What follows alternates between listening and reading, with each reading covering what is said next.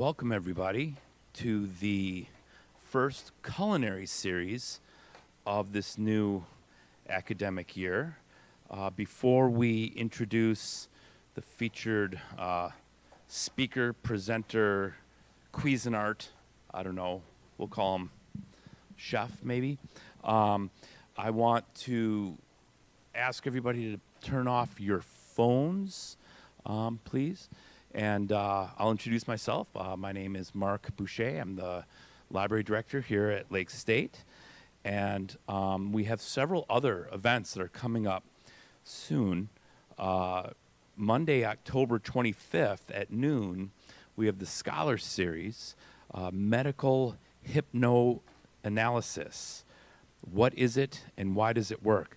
I'm thinking maybe the same class might be able to come back for some more extra credit. Yeah, okay. And that is Neil Willing, and that will be right here in the same space.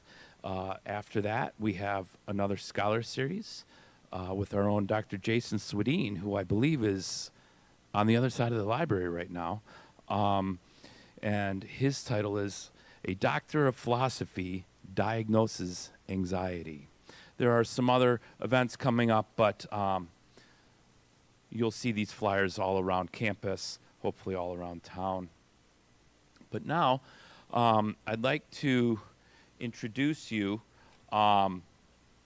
This is the second ever culinary series done here in the library. And I have to tell you, the first one was a smashing success. So, you know, it's not like I'm putting any pressure on you at all. So our featured speaker this afternoon is named Bruce Wallis, and he is the Assistant Director of Food Service at the Leelanau School, and he is a food columnist for the Traverse City Record Eagle. He's from the Traverse City area, and he went to college for psychology and then realized after college, you know what, I want to do something that really gets me even more passionate about what I'm doing in my life. Not that psychology wasn't fantastic, but it just wasn't the home run that he was looking for. So he decided to go back to school, and so he went back to a fine school in Wisconsin. He went to a culinary school at Fox Valley Tech in the Fox Valley there.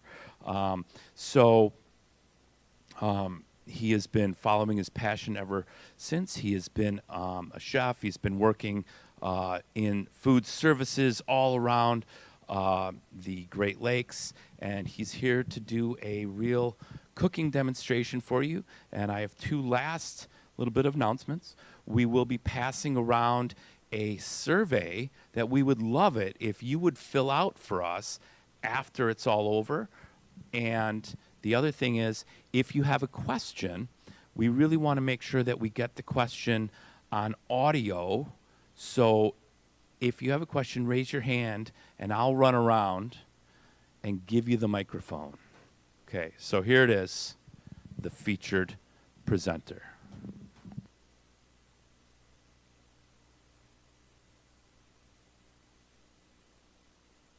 Thank you, Mark. Can everybody hear me?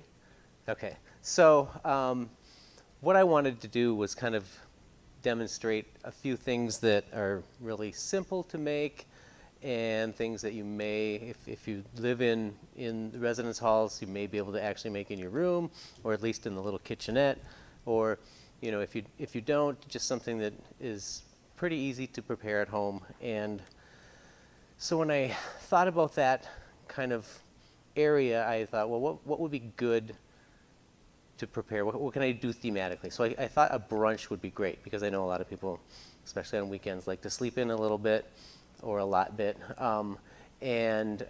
So I think brunch always seems a little fancy, but it's really fairly easy. And I'm going to be doing everything without like a stove or an oven. It's going to be a microwave, a toaster, a special crepe griddle that Teresa was kind enough to lend to me. And we're just going to have a little fun and this is not going to be, you're not going to get out of here for free. You're going to have to help me. So I'm going to call in some volunteers as we go. But right now, I need a drink of water. I see we're still getting a few people in. So the first thing I wanted to try was a cinnamon roll. Y'all like cinnamon rolls? Okay, you can make them in the microwave. And I was supposed to have some recipes printed up, but they don't seem to be here quite yet. So I'll just pull one up here.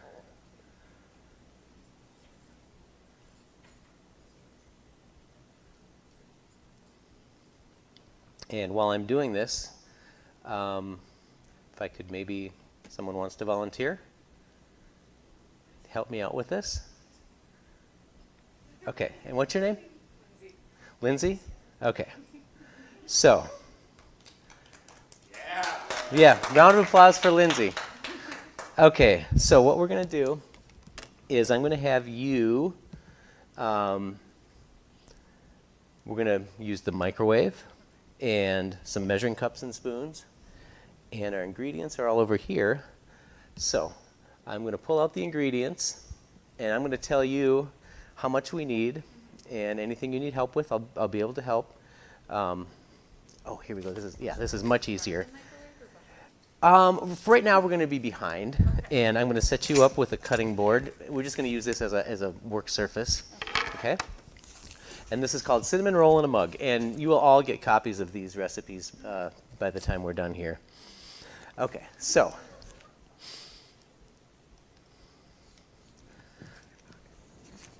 For the dough, we need butter and flour and baking powder, sugar, milk. Are you a cook at all? Do you like to cook? Not as much as I or my mom would like. Okay, all right. So what I'm going to do is have you use this, and you're going to get a little knife, and we need to get 1.5 tablespoons of butter. So, and you know about the little markings on the, yeah, okay, all right. So while she's doing that, I'm going to keep going with the ingredients here. And then we need a little bit of vanilla extract. Okay, so take the paper off of that and put it into your little bowl. And this is when we go around front with the microwave. Have any of you tried any of the like baked goods in microwaves? Like the microwave? Yes. Microwave cupcake or brownies. Has anybody tried cinnamon rolls? Not yet. Okay, that was a new one on me too. I had to do a little Google search to figure this one out. But okay, let's just do it. And I have not used this microwave, so I have no idea how powerful it is. But we'll just do. Okay, that's 1 second. Okay. You want 10? Oh. Yeah, we'll just do it, but we'll cut it off at about 20 seconds or so. Okay. All right. And then while we're doing that, we're going to measure our flour. So we need 1/2 cup of flour. That's a little bit difficult. Let me get that. Oh man. This could be a non-starter right here. Yeah, just the flour.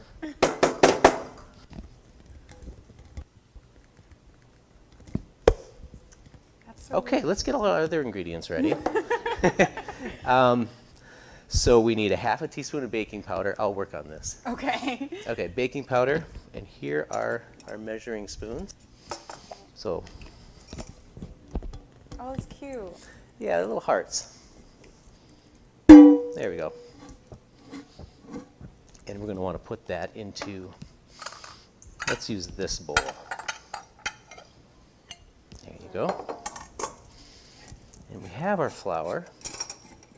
Oh, yay. Right. And we need 1/2 cup, so let's use this spoon and spoon it into here and fill it up to 1/2 cup. All right. So does anybody know why we want to, when we're measuring flour, rather than just scooping it, spoon it into a container? Because if you just scoop it, it'll pack it down, and you'll end up with more flour than what the recipe wants you to use. Whereas if you spoon it in, it's still fluffy, and that's kind of the way recipes are written. Except brown sugar, they're always written for packed. Brown sugar is always packed. All right, and let's put that in our bowl. And I'll just move this out of the way here. Okay, so we have our baking powder, right? And our flour.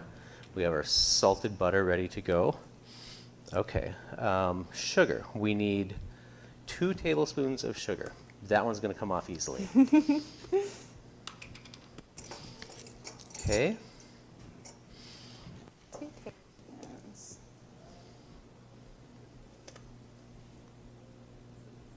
All right. And take our whisk and kind of whisk that all together.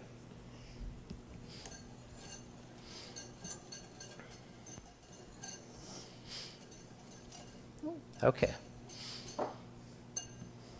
Now we're going to add our milk. And we want 3 tablespoons of milk. Should I put it right in here? Yep, just Alright. put it right in.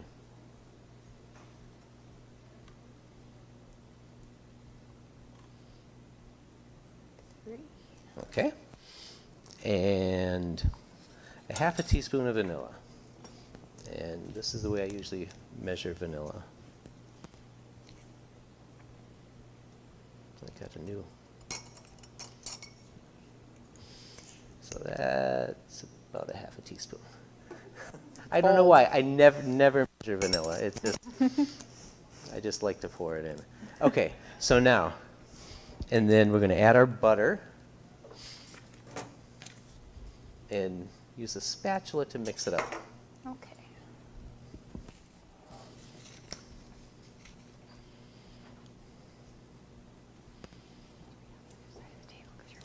Okay. Okay. All right. So now, yeah, mix that up good. You know, I'm going to spread a little flour onto this cutting board.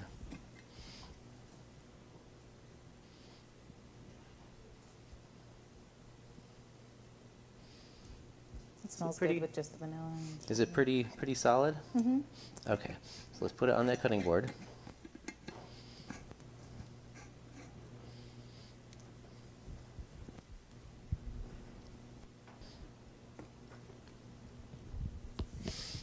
And Just trying to get as much. all right. So now we got to kind of use our hands, and we just want to kind of get a little flour on our hands and pat it out into a rectangle about that thick. Okay? Okay. And here's a towel you can wipe your hands with. Okay, so while she's doing that, we're going to look at our filling. And for our filling, we need a tablespoon of butter. I'll do the filling. Okay. So we can kind of double team here. So about a tablespoon of butter, put that in there. And 2 tablespoons of brown sugar.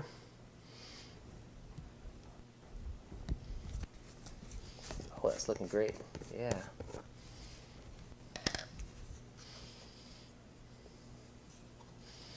So we got about 2 tablespoons of brown sugar. Is that thin enough? Maybe just a little thinner. Okay.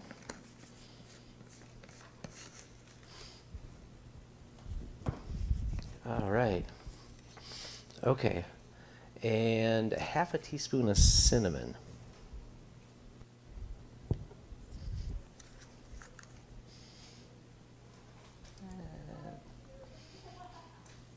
Maybe a little more.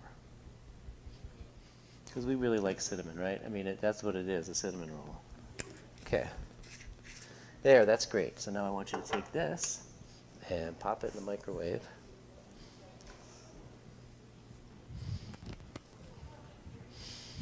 For how much time do we have left on this? 39 seconds. Okay, let's do that for another 25 seconds.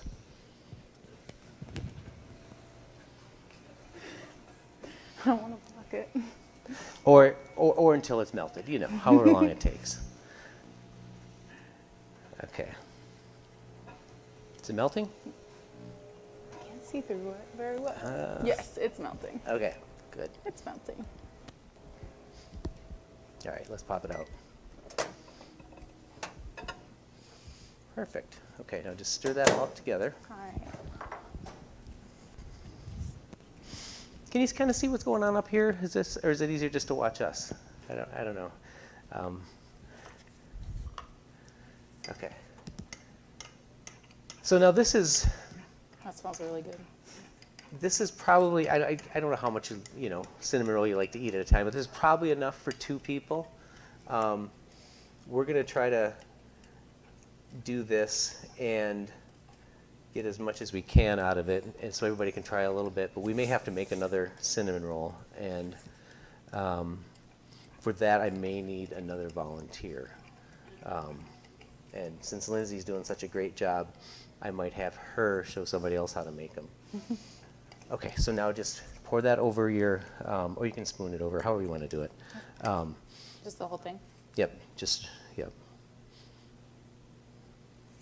And just kind of get it on there so that it's spread out as well as you can without going too far out of the edges, because you don't want it running all over the place. Okay, so now here's my mug.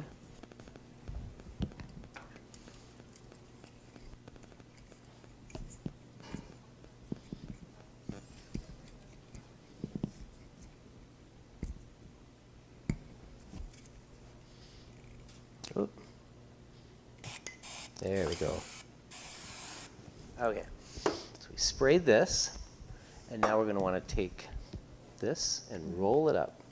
Probably it's a little narrower, so we want to go up in this end. Narrow end first. Thank you. Okay, and we're just going to kind of pop it into the cup. There we go. And we're going to microwave it for 90 seconds. All right.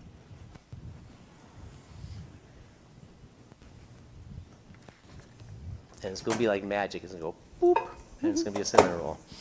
Now the other thing, what else do we need for a cinnamon roll? Thank you.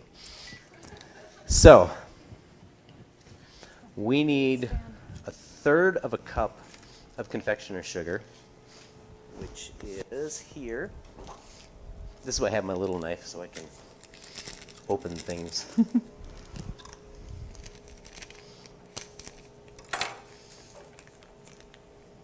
This is also what I would look like if I was waiting for it. So,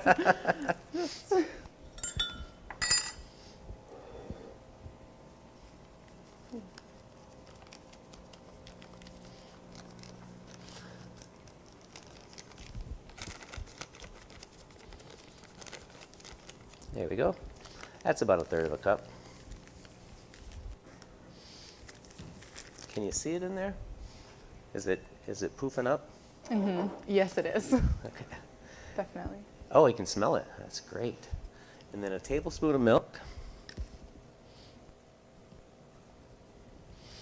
I hope it doesn't overflow.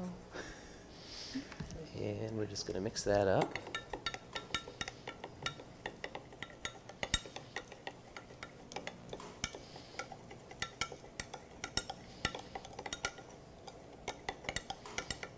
Okay. Maybe a little bit more sugar in there.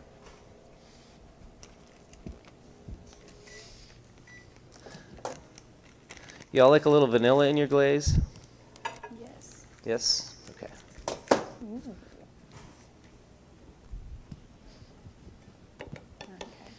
We're going to make this pretty thick. Let's see. Yeah, that is what it's supposed to look like.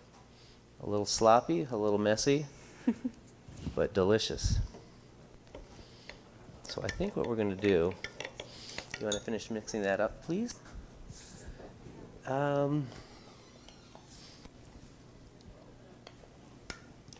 See how well I sprayed this.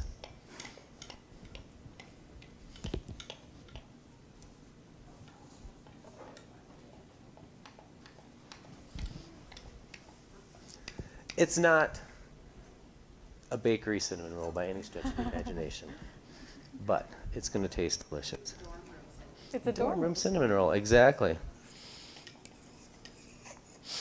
Now I know you probably don't have an ample supply of powdered sugar and flour in your dorm rooms, but they're not difficult to obtain.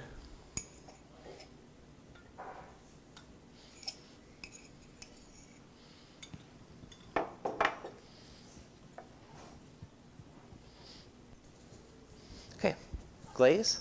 Yes. It looks really yummy. Okay, so.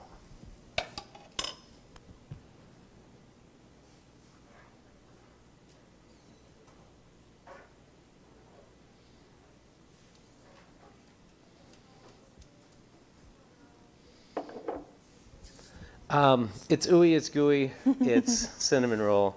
And I think what we need to do is are you up for making another one? Sure, yeah. Okay. Does anybody else want to help Lindsay on making another cinnamon roll? Anybody at all? Y'all don't like being the center of attention? What? Oh, do we have a volunteer? I believe we do. Okay. All right. Thank you for spotting that, Mark. Yes, girl. All right. So here is your recipe. Okay. And if you can just kind of go through that. Yeah. I'm going to actually get started on something else over here. Got this. So maybe you want to turn your mic off so that we can. Oh, yeah. Yeah. Because this is just going to be for you. And you are? Katie. Katie. Okay. So Liz and Katie, you guys are going to work on this. I'm going to get going on something else over here. Nice. The little one is. Just a little one I used to cut with butter. Right here. Oh, it's got cinnamon roll all over it. So we'll just take care of that. There you go. All right. And flour found its way back here. Powdered sugar, brown sugar are all back here. So, okay. So the thing I'm going to work on is a frittata. Which, everybody familiar with a frittata? Okay. So it's basically like an Italian no-flip omelet. And so all of your ingredients, if you're making this with a regular stove and everything in an oven, go in your saute pan, griddle, whatever you're using, and you would saute whatever fillings you have. We're going to be using green onions, bell peppers, and some ham, diced ham. And you would saute all that, and then pour your eggs in over it, and then put a little cheese on top and throw it in the oven. So it cooks a little bit on the bottom on the stove, and then it finishes off in the oven. The version we're going to make it in the microwave. So, We're having a half cup problem. a half cup problem. Yeah, that's our only one. You know how many milliliters or Oh, tablespoons? this do you should have. Okay, so a cup is Okay. 8 tablespoons, or 16 tablespoons. Okay. So 8 tablespoons is going to be a half cup. Okay.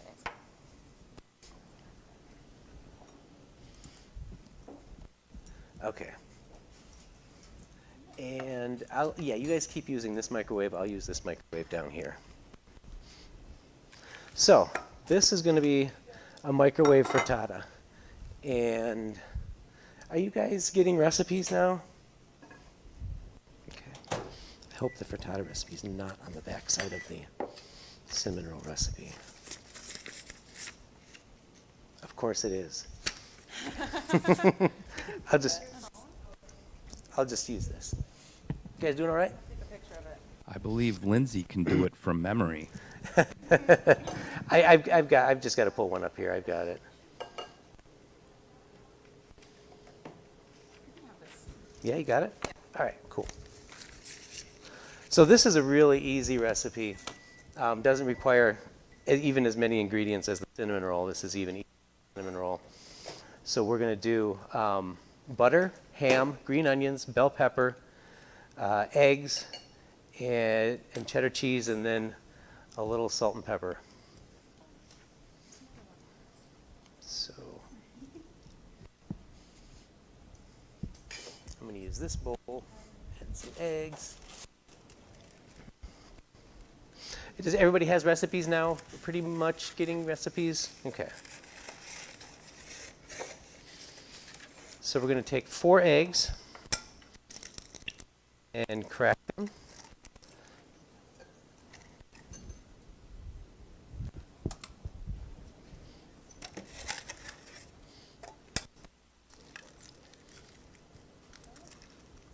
There we go.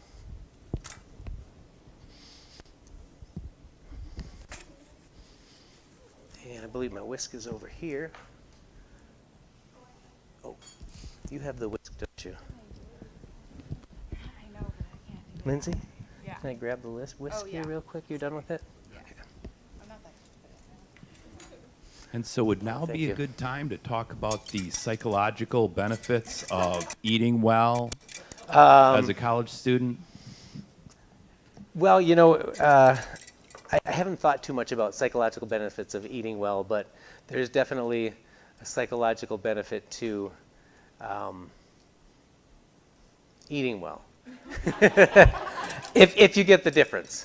That is well researched. Kind of a positive mood thing from being happy from eating good food and not necessarily from proper nutrition. That's, I'm not a huge proper nutrition guy. But if you're in a good mood, you tend to study better, and that's from, a psych major and a culinarian. So there's your psychology tie-in.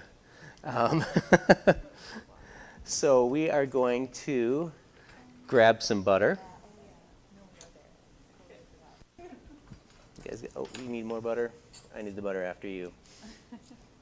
All right, here we go. And also, a little social psychology that when you're working in a kitchen with many people, it is of utmost importance that you communicate. 'Cause we're just kind of here having fun, but when you're on a line in a restaurant and you've got a rack full of, like 30 tickets at once, and you're all trying to make different kinds of food, you better be telling them when you're behind somebody with a hot pan. Or a knife. And that's always, anybody here work in restaurants? And what do you say when you're behind somebody with a hot pan? Behind hot or behind, yeah, behind hot. You use as few words as possible. Okay, this microwave works differently.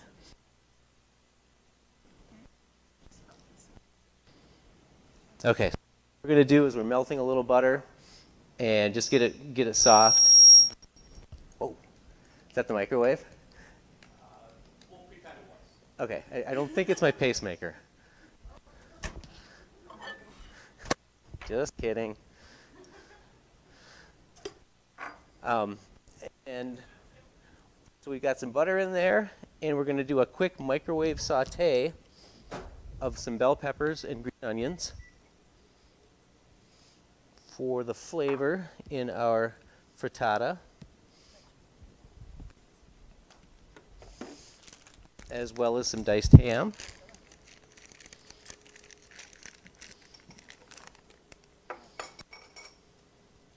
And that's actually where a lot of the flavor is coming from, because ham typically has a lot of salt, so that's going to just kind of permeate the whole frittata with that flavor. And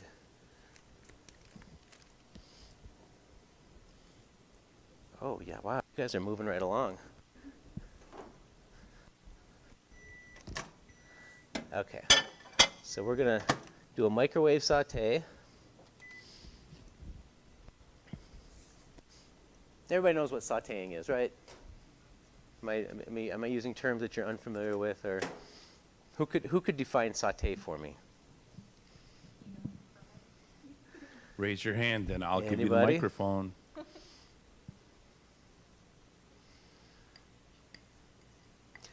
Mark, How about how would you this? define saute? I think it means putting things in a pan with butter and making them nice and hot and swirling them around. Yes. Saute, literally, the French translation from French is to jump.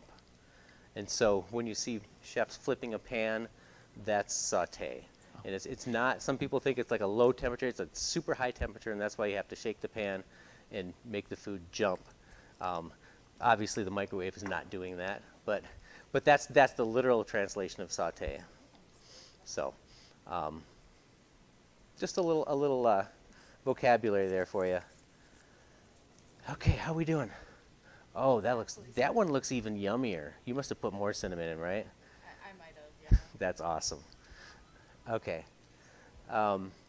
So let's see how our frittata is doing.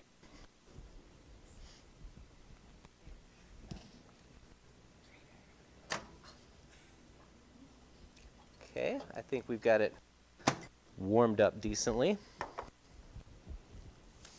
So the next thing we're going to do with our frittata is put the egg in. And this is a nice one because it's got a lot of filling and not a lot of egg. So with all these veggies in there, it's going to be a little healthier for you. I know I'm not a total health nut, but we're just going to, the mug is right over here. There you go. And we're going to put this in for another minute, and we're going to cover it with this that I had to borrow from my mom because I didn't have anything that would go in a microwave. And this is going to go for another minute.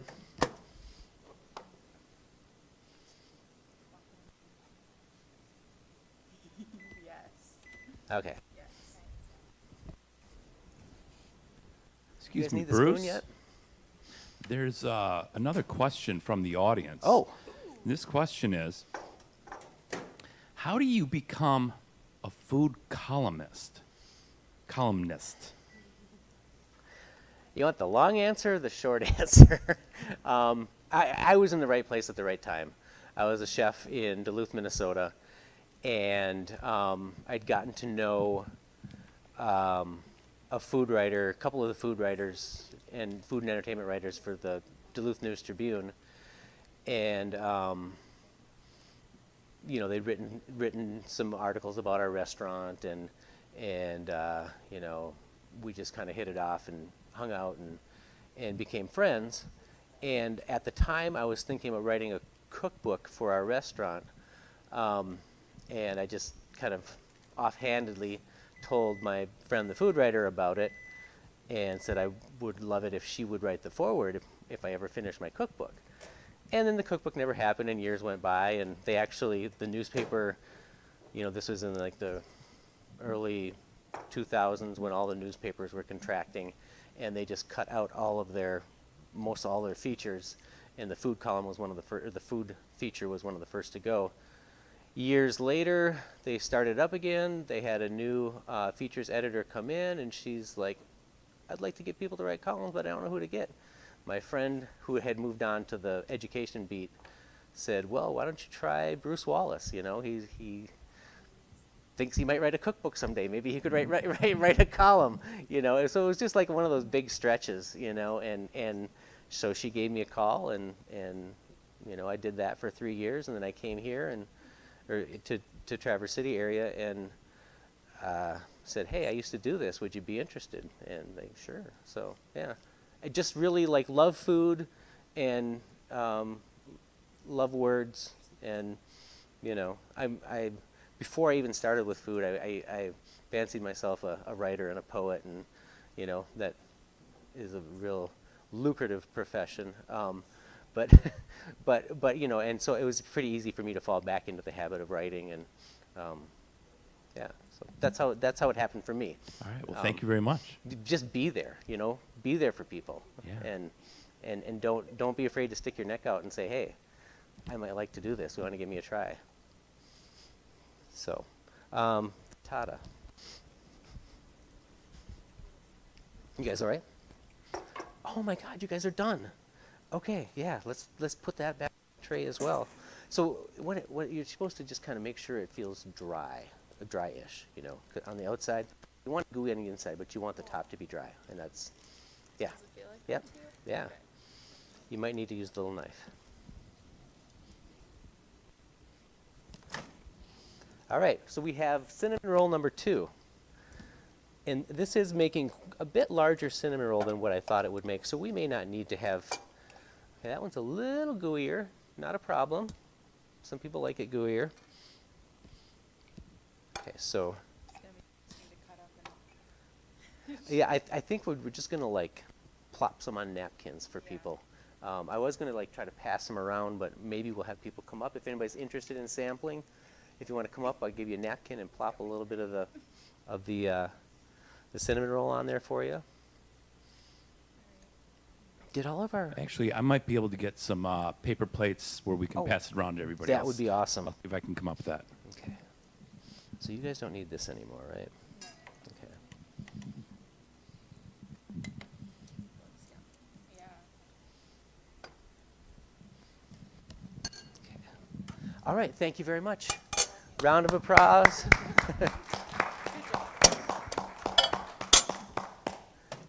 And if you did not want it quite so gooey, you can just pop it back in the microwave for like another 20 seconds or something like that. Okay, so.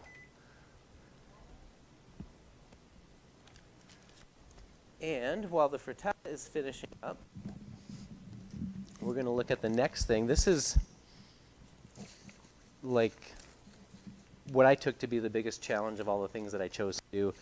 And the recipe I have is microwave hollandaise, but we're going to do like a full-on eggs Benedict. Who here loves eggs Benedict? Okay, all right. And who here has never had eggs Benedict? Okay, well, if this is your first eggs Benedict, I hope it comes out well. It's not going to be like what you would, you make with a stovetop and everything like that, but it's going to be a little simpler. Maybe not quite as tasty, but okay.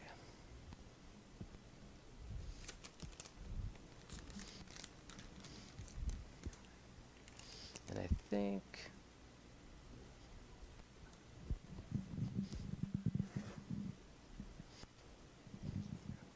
the spoon and the multiple spoons there.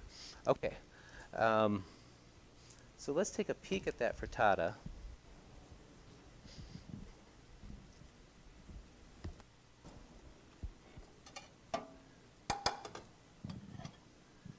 Okay, it's starting to solidify a little bit. So we'll put some cheese on it. The original recipe I found for this frittata did not have cheese, and personally, what's an omelet without cheese, right?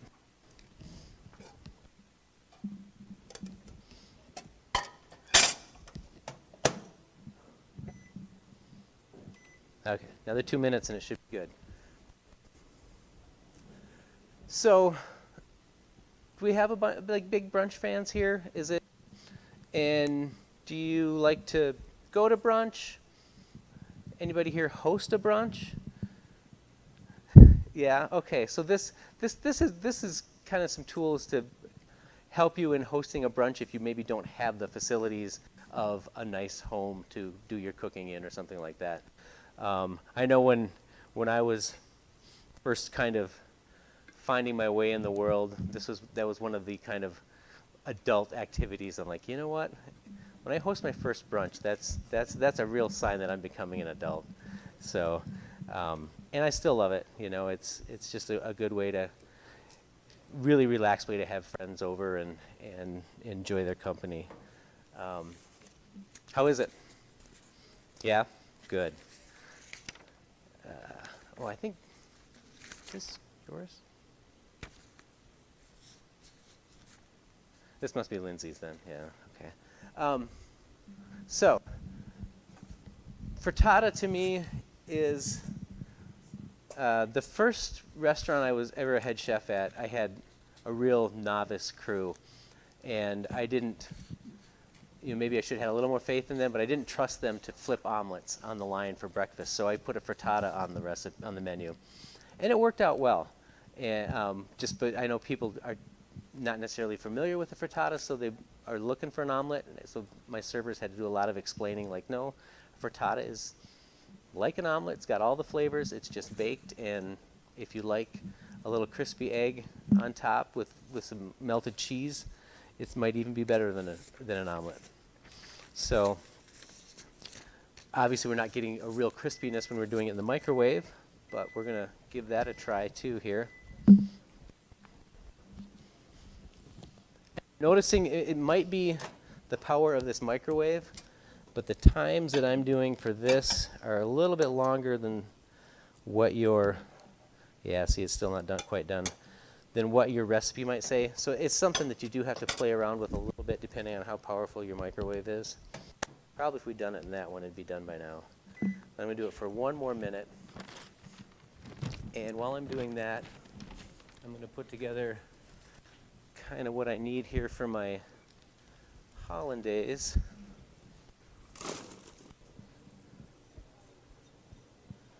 And the nice thing about making eggs Benedict, if you're making it stovetop, is that everything kind of dovetails nicely into each other. So you've got hot water boiling or simmering to make your hollandaise, and right when you're done with your hollandaise, you can still use that water to poach your eggs in. Since we're doing it in a microwave, we're gonna do a funky thing with the hollandaise where we like whisk it and then microwave it for 15 seconds and whisk it and microwave it and whisk it and microwave it to get a smoothness, hopefully. But this is a microwave egg poacher. About a year ago, before COVID hit, my wife and I were remodeling our kitchen. We had already put in a kitchenette in the lower level of our house, but we basically stripped the kitchen to bare boards and took everything out, ordered our new appliances, and then COVID hit, and we couldn't get anybody in to do any work. And so the appliances just sat in the living room, and for a year and a half, I cooked out of our lower level with a microwave and a slow cooker and a toaster and a coffee pot. And I did that for a year. So I bought little things like this microwave egg poacher and learned a lot of little tricks for cooking in a microwave. And I wasn't going to make this class totally about microwave cookery, but out of necessity, I've kind of become a bit of more knowledgeable about microwave cookery. And it's just about there. I think we're just going to let it sit, and it should finish cooking on its own. So I'll give you a peek, though. That's what it looks like. Most of that's running that you see is the cheese. But you know what? I'm going to toss it in there just for another 30 seconds. Should be enough to finish it up. Whoops. Okay. Well, that's not what I wanted to do. There we go.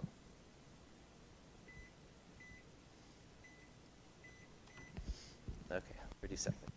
If it makes you feel any better, the guy who owns that microwave doesn't know how to use it either. Well, this is I don't have the fancy red face on mine, but it's just like the one I have, so I should know how to use it. But I do have another question from the audience, Okay. if you don't mind. Being a restaurant chef has always looked stressful. So is it? And how do you manage that stress if indeed it is stressful? It is stressful, but it is one of those things where if you let it, the stress kind of manages itself. And when you say stressful, I'm assuming you mean the pressure of producing all of this food all at once and putting out beautiful plates with nice food, all while it's in 100-degree plus temperatures with sharp knives flying all over. Yeah, that's stressful, but it's also, when I was in high school, I played football, and since then I haven't really done anything competitive like that. But but cooking in a line in the kitchen, you get that same adrenaline rush. And so it kind of relieves itself, and then at the end of the night, when you're done cleaning up and you have your family meal and everything, you just kind of sit with your coworkers and talk about how the night went, and well, what didn't go well, which customers really annoyed you. I mean, you let it all out, and then you go home. And kind of earlier on, I would go through all that, and you get home, and depending on when your restaurant closes, and if you've been drinking coffee all night, you get home at maybe 11 o'clock, midnight, and you're still wound up, so I would go home and I would try to relate that experience to my wife. And my wife did work in restaurants as well. We actually worked in one restaurant together for a while. So I mean, she gets it, but you have to realize that what you just did, that's for you and your crew, and nobody else wants to hear about it, so I'd be like, oh yeah, and then we had this one table, and that they said that the steak was done perfectly, but the person next to them, they said and you try to relate this, and we had like 30 tickets up, and they were coming in, and then they sent the steak back, and blah blah blah, and she just looks at me and says, oh, so you did your job. and you got to realize that time afterwards with your crew is really important, and that's where you get to kind of relieve your stress. But it's more of the stress is if your restaurant's not doing well. If you own it, then you're worried about your finances. If you're working for people who own the restaurant, then you have to explain to them what's going on and why it's not doing well, and that's a different kind of stress. That's stress that everybody in management has, and sometimes that is the stress that the stress of a hard night cooking can relieve. Like the management stress, you just forget about all of it. You're single mind focused on getting those tickets done and getting those plates out, and that in itself can be a stress relief. I hope I answered your question without talking in circles too much. No, that's great. Thank you. Okay, so I don't know if you're all following along in your recipe book here or your recipe packet, but we're going to do this microwave hollandaise, and I do still have a bowl that's not dirty. So we need 4 tablespoons. They say to use unsalted butter. I always like to use salted butter. I know that most chefs like to use unsalted because that way they control the amount of salt. But I like to use salted just because that's what I've always used, and that's my kind of feel for seasoning things is based on using salted butter. So we're going to use salted butter. So 4 tablespoons is about half a stick. It is half a stick of butter. And we're going to put those in there.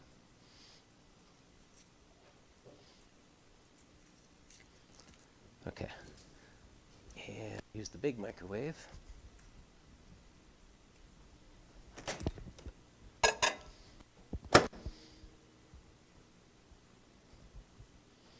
We'll see how 43 seconds does. Okay, and now we need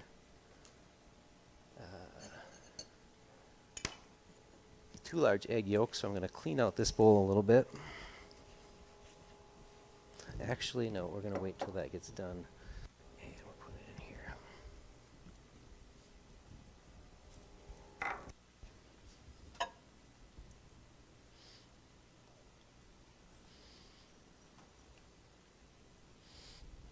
So to me, hollandaise has always been a little bit magical.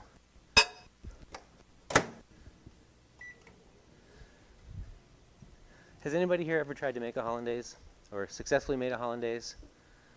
What do you think? Is it like magic? Is it like alchemy? For me, you go from like these very liquid substances, and then with just a little bit of whisking and drizzling, it kind of grows into this really nice, thick, beautiful sauce. And that's a little bit magical for me. Probably written more than one column where I describe it that way. So,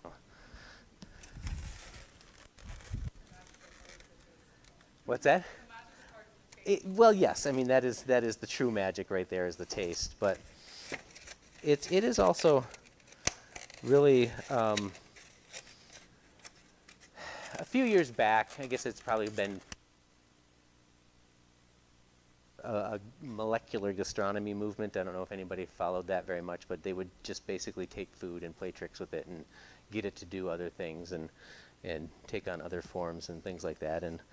And one of the initial, and of course everybody who did it didn't like the term molecular gastronomy. They just thought they were cooking, even though it was a very kind of rarefied form of cooking. But one of the early practitioners, and I forget which chef it was, someone asked him, oh, can you share with us a molecular gastronomy recipe? And he said, well, you want molecular gastronomy? Bake a muffin.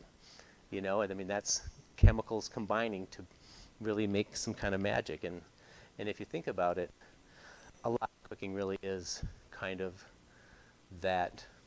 You've got chemistry, you've got physics, you've got magic, all of the major scientific. Maybe even psychology. Yes, might be some psychology involved in there too. You've got to be able to outthink the egg. Okay, so we're going to separate the yolks from the whites here.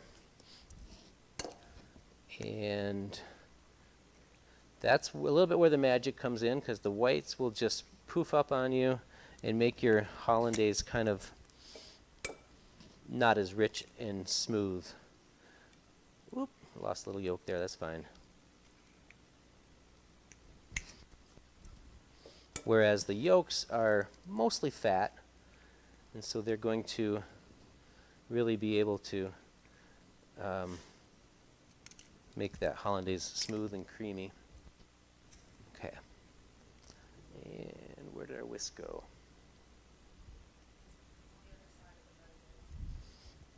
Ha, thank you. And we're just going to whip these up a little bit.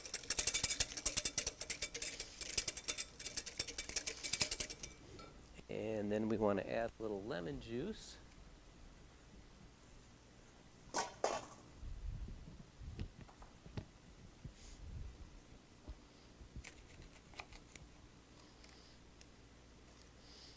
But not the seeds. There we go. Lemon juice gives it, but it also helps to emulsify everything. And some heavy cream. The rest, quarter cup, so we're gonna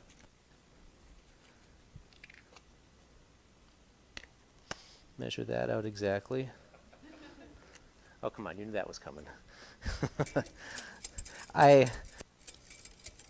There are certain things that if you make them enough, you really don't need to measure. But on other things like baking, I am a real stickler for measurement, just because baking still scares me. Like, I've been doing it for 20 some years, and it still scares me because when you're making like this sauce, or making something stovetop, the whole process you're making it, you have the chance to alter it to make it come out right. Baking, you put everything into a pan or a tin, you throw it in the oven, and if you did something wrong, you're not going to know till it's over. You can't change it partway through. So that's why I really always try to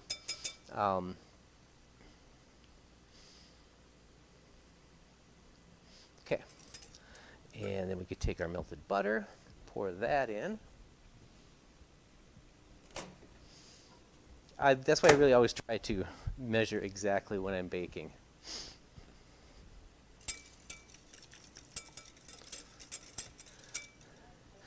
Yes? Question for you. Can you pre-prep hollandaise sauce like from scratch to heat the next day? Not really. Yeah. But if I have leftover hollandaise, I always save it If you reheat it, it's not going to come out. It's just going to turn runny. But it's great to just like spread like butter on toast or something, you know, or to use it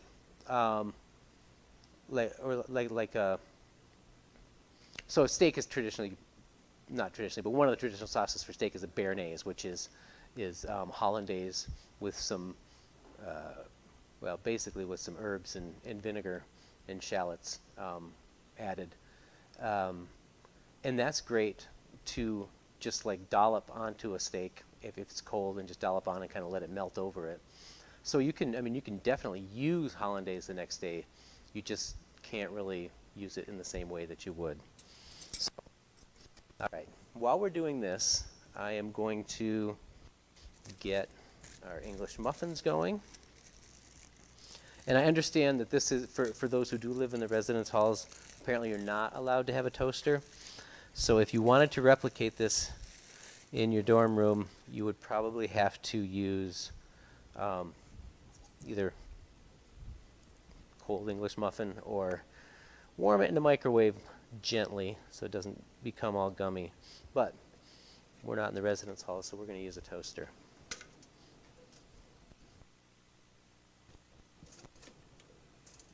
Come on. This is my own toaster from home too, so it should work, but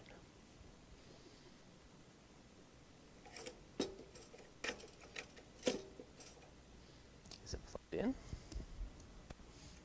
Yes. We may have to just heat these up in the microwave.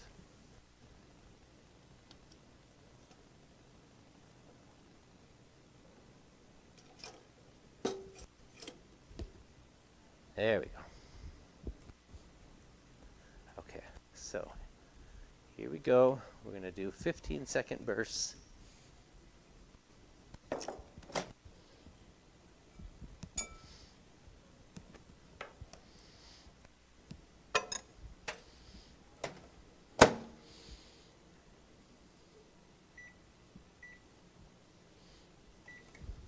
I've done other recipes where they tell you to do 15-second bursts, and by the time I'm done, it felt really tedious. So sometimes I'll speed it up and I'll be like daring and do like even a 20-second burst, or maybe even 25 seconds. So we'll see how this goes. And we whisk, whisk, whisk, whisk, whisk. Oh no, it's working. I think 15 seconds is going to be just about right. So when you're making a hollandaise, the proper way, you're whisking it over a pot of simmering water, and typically in a metal pan. And you really want to whisk hard and whisk all around it, because you don't want any of that egg to start cooking onto the side of your metal bowl.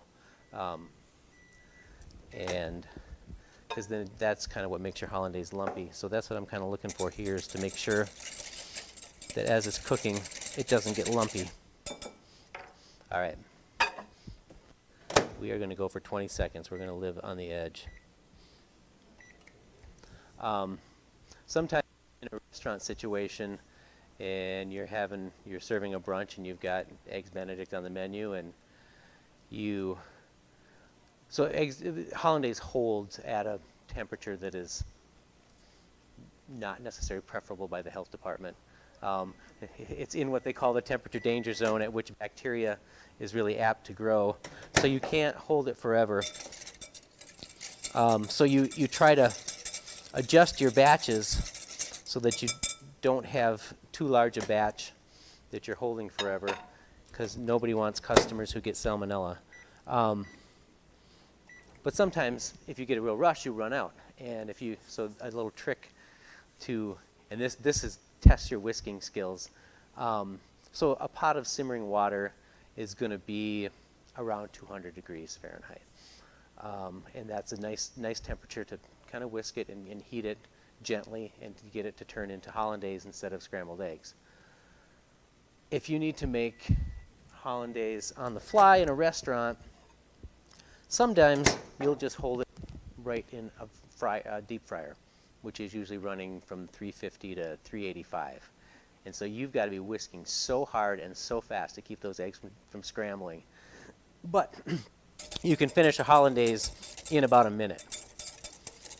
Okay, so it's starting to, I think we're almost there. So I'm going to do it one more time, but, okay. Before I do that one more time, we're going to get our poached eggs working. And this, how do I work this? It just, with the clear button? Okay. Square button? Okay. Ooh. This handy dandy egg poacher is going to make us a couple of poached eggs.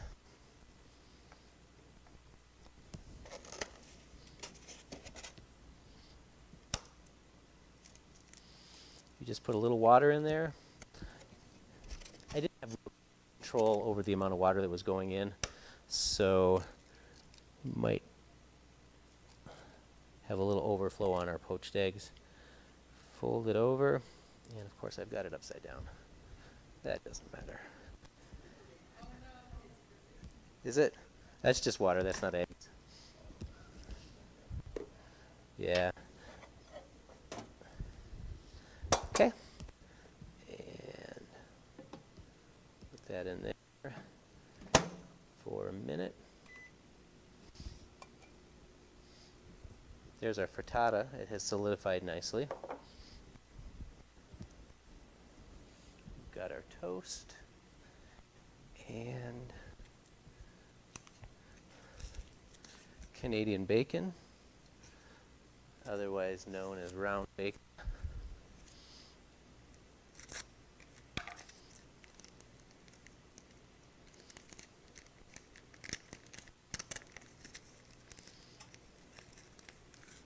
Did you hear that?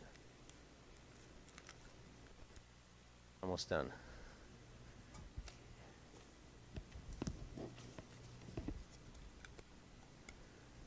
Okay, we're going to heat this up.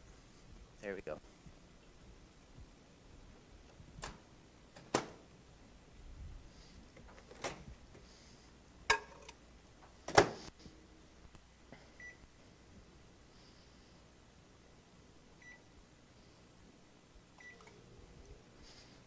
This another whisk. Okay, so let's see how we have more plates, right? Can we maybe share the frittata while we're finishing up the eggs Benedict? And I'm going to try to cut the eggs Benedict into maybe little pieces so everybody can try it. I don't know.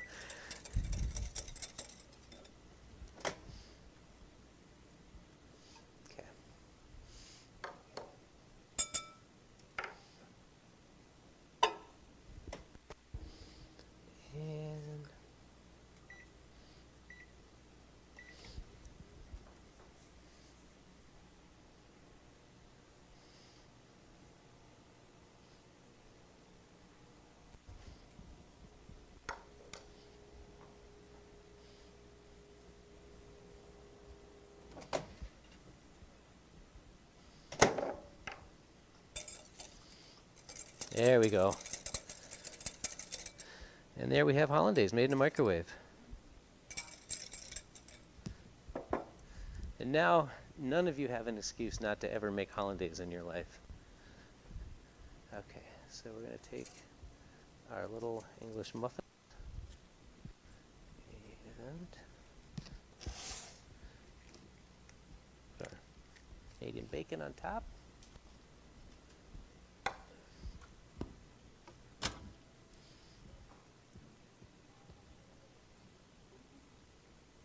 Still dripping water, I see.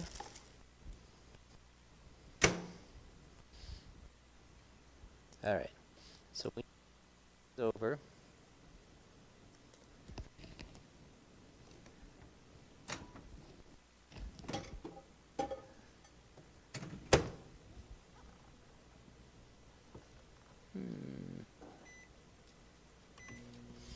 Do them for one more minute, and they'll be ready to go.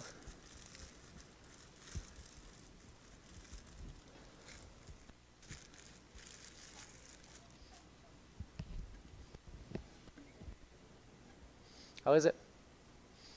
Never know it was made in a microwave? Do the eggs feel rubbery at all? Good.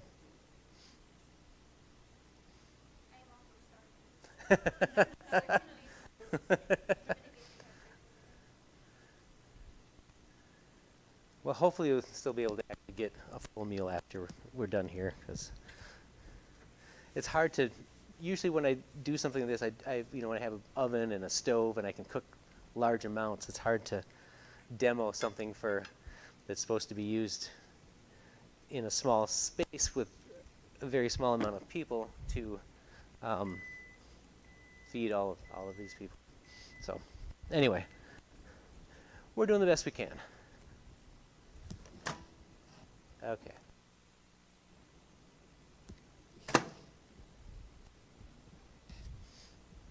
There we go.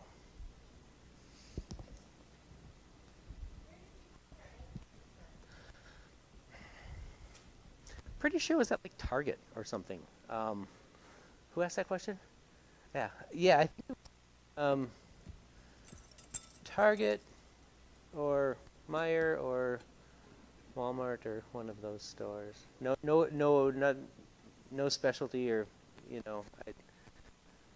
I think we just there was like a microwave stuff section, and this was when we knew we were going to be without a kitchen for a while, and kind of evaluated all of them, and like this was, I think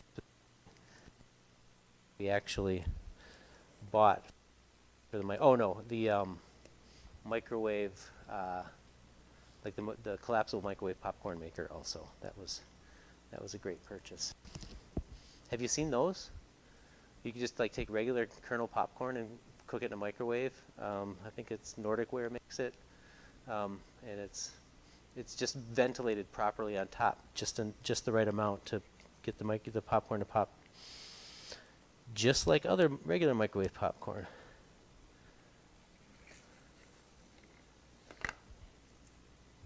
All right, so one yolk broke, so it's not as pretty, but it's still gonna be delicious.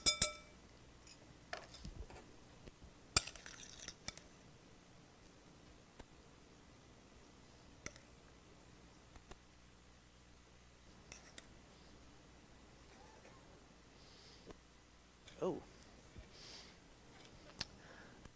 I forgot to put a little salt in there. I usually like to put a little salt in a little hot sauce, because you don't want to add black pepper just because it ruins that whole nice, perfectly yellow appearance. So I'm just going to sprinkle a little salt on it there.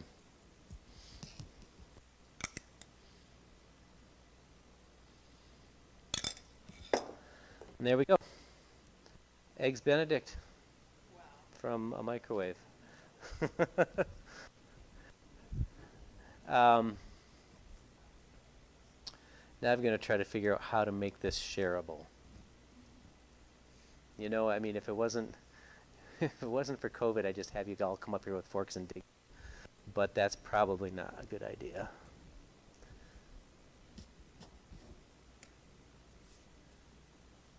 Okay, 1, 2, 3, 4, 5, 6, 7, 8, 9, 10, 11, 12, 13, 14, 15, 16, 17, 18.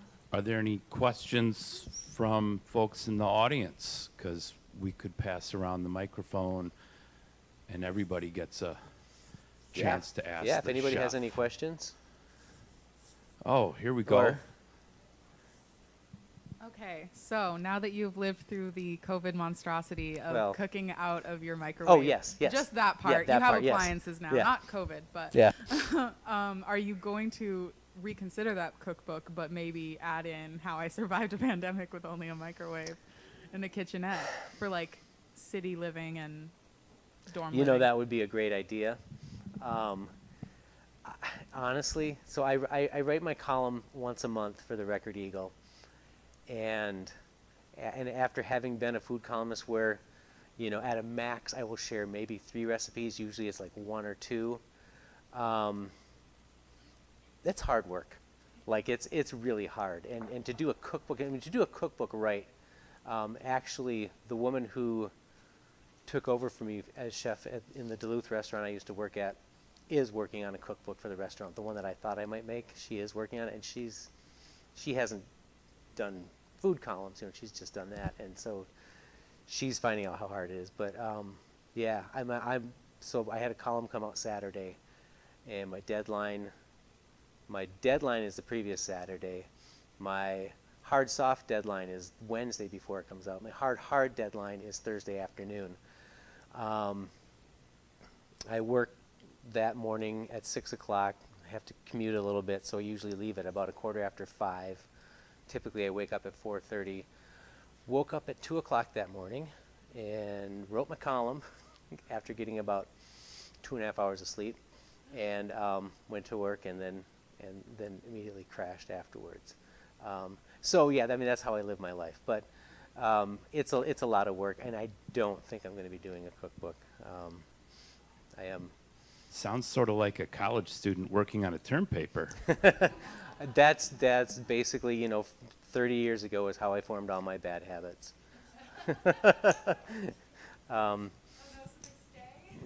Yeah.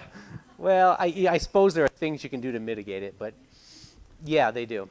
All through culinary school, I would be like, oh, I got to come into the kitchen early to work on this project. Yeah.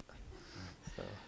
Any other final questions before we wrap up? Not that I'm trying to kick you out, but Yeah, I know no. that we've got some people who were part of a psychology class that has actually ended, and I want to make sure that they feel comfortable to go if indeed they Yeah, no, feel the need to go. I was going to make crepes as well, but you have the recipe. This feels like a good stopping point. But yes, if anybody has any other questions or anything else, yes. Why can't you have a toaster in the dorms? I guess you'd have to ask housing that, but it's my understanding that it has a naked heating element. It very possibly could start a fire. Hot plates, no. Hot pots, no. Anything with I don't think they even let you have a coffee maker that has a warming element on it. You have to have like an insulated coffee pot. So I did a column when I lived in Duluth. My wife worked for University of Minnesota Duluth in housing, and I did a column at the newspaper's request about very similar to this. And of course the people at the paper were like, oh yeah, you should tell them things to do in a hot pot and on a hot plate and all this stuff. And I was like, nope. The students aren't allowed to have those in the dorms, So I learned at that point to really check for safety, and yeah. Safety's good. Yeah. Yeah. If anybody would like to try the Eggs Benedict, I'm going to try to cut them up a little bit here. I'm not guaranteeing how neat a job I'm going to do, and apologize in advance to my mom for cutting on her plate.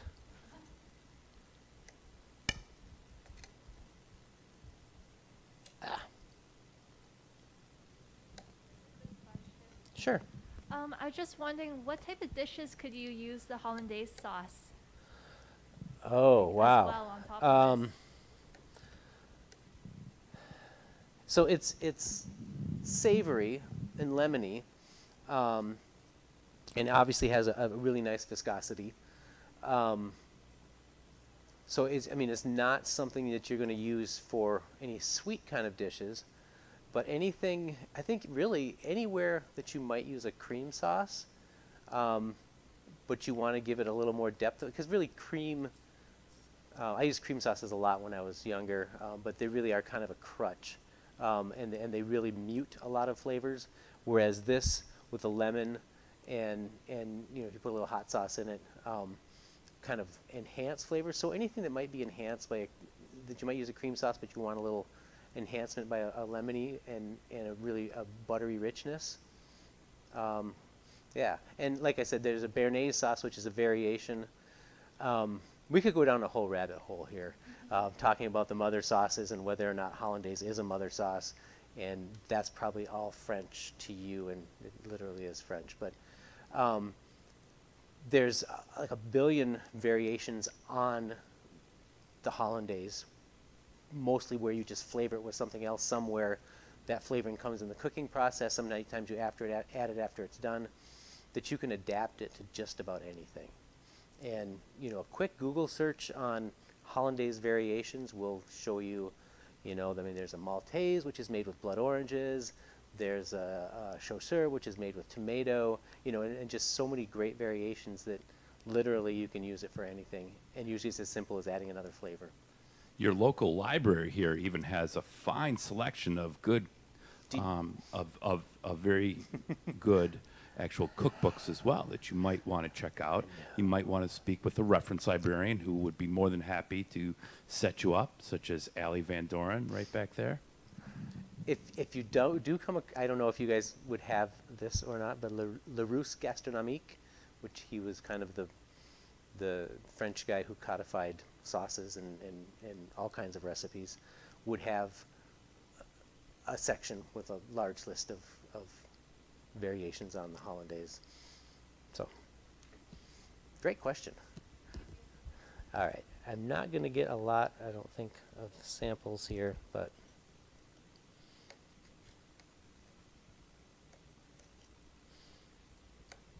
it's a rather thick chunk of ham. Usually I'm used to dealing with a little thinner piece.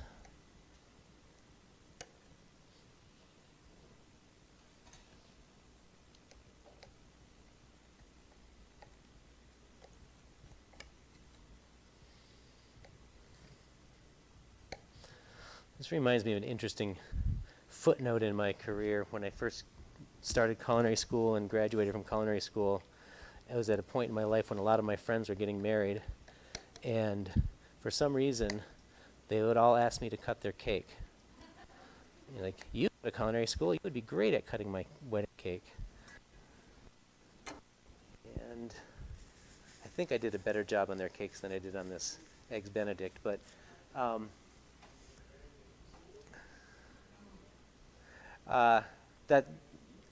ladies and gentlemen, my father. Would you like to share a few words about what it was like, some of his early masterpieces when he was in high school Okay, trying to let make me- dinner for the family? I don't recall much. Oh, so it was a skill that grew later on once you moved to Wisconsin. I do recall once getting everybody, my family and neighbors all together and serving like a multi-course meal to them like they were in a restaurant or something. I don't know how good it was, but that was probably, I was in high school then, I think. Anybody else want some Eggs Benedict?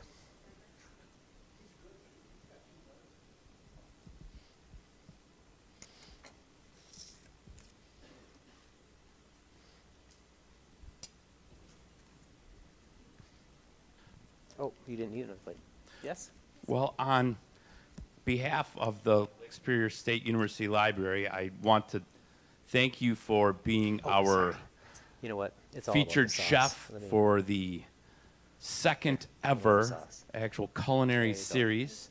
Yeah. So if there are any of you guys left who have not filled out the survey, please think about doing that so that we can get some feedback. And I look forward to asking you back in the future sometime. All right. Yes, Thank you. That'd be great. Thank you. Now I can clean up my mess.